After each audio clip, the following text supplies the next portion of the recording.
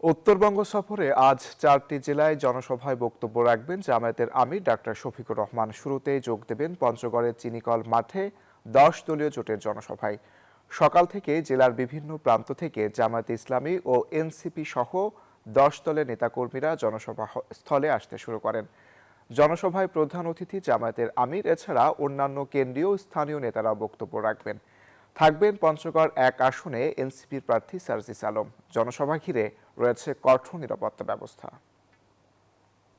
আমরা আশা করি আজকের সমাবেশে শুধু এই মাঠ না, আমরা মনে করি যে পঞ্চগড় পুরো শহর মানুষ দিয়ে একেবারে ভরপুর হয়ে যাবে। উনি নতুন বাংলাদেশ যে উপর আমাদের মাঝে দিবে, ওনার কথা আমরা এখান থেকে সারা বাংলাদেশে সবাই দিতে চাই, এটাই আমাদের প্রত্যাশা। পঞ্চগড় 1 আসনে সার্জিস আলমকে আমরা এবারে নির্বাচিত করতে চাই। জামায়াতে আমিরের সফর নিয়ে আরো জানাতে পঞ্চগড় চিনিকল মাঠ থেকে যুক্ত হচ্ছেন সহকর্মী তাওহিদুল ইসলাম। সরাসরি যুক্ত হব তার সাথে। তাহিদ, জনসভার কি চিত্র দেখছেন এখন পঞ্চগড়ে?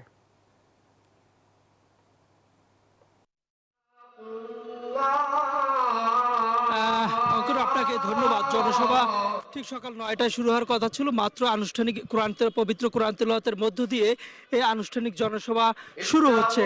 তো এখন পর্যন্ত আনুষ্ঠানিক জনসভা মাত্রই শুরু হয়েছে, কিন্তু জনসভা শুরুর আগেই সকাল 8টা থেকে বা তারও আগ থেকে আমরা দেখছি কিন্তু জেলার বিভিন্ন প্রান্ত থেকে কিন্তু নেতাকর্মীরা এই জনসভা স্থলে আসতে শুরু করছেন।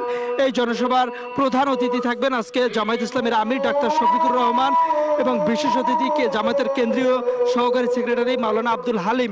এছাড়াও 10 দলীয় ঐক্যের যে নির্বাচন করছে, সেই নির্বাচনী 10 দলের থেকে পঞ্চগড় এই 1 আসনে প্রার্থী থাকবেন এনসিপির উত্তরাঞ্চলের মুখ্য সংগঠক সার্জিস আলম। এখানে আমরা নেতাকর্মীদের সঙ্গে কথা বলছি, তারা বলেছেন যে এই 10 দল থেকে যাকে পঞ্চগড় তাদের সার্জিস আলমকে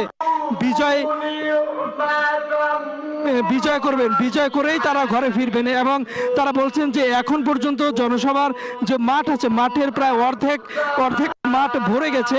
তারা প্রত্যাশা করছেন যে যখন জামায়াতুল ইসলামের আমির বক্তব্য দিবেন বা অন্যান্য কেন্দ্রীয় নেতারা বক্তব্য দিবেন, তখন পুরো এই চিনিকল মাঠ পরিপূর্ণ হয়ে পুরো আশেপাশে যে মাঠে যে সড়কগুলো আছে সেই সড়কেও কিন্তু মানুষে একদম লোকারণ্য হয়ে যাবে।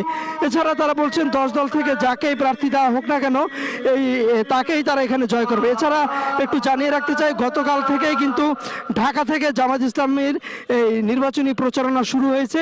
আজকে প্রচারণার জামায়াতের দ্বিতীয় দিন।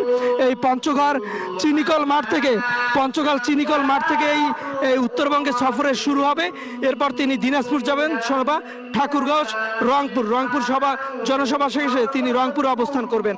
তো এই ছিল আমার কাছে থাকা সর্বশেষ তথ্য। অঙ্কুর, তাহিদ, আপনাকে ধন্যবাদ।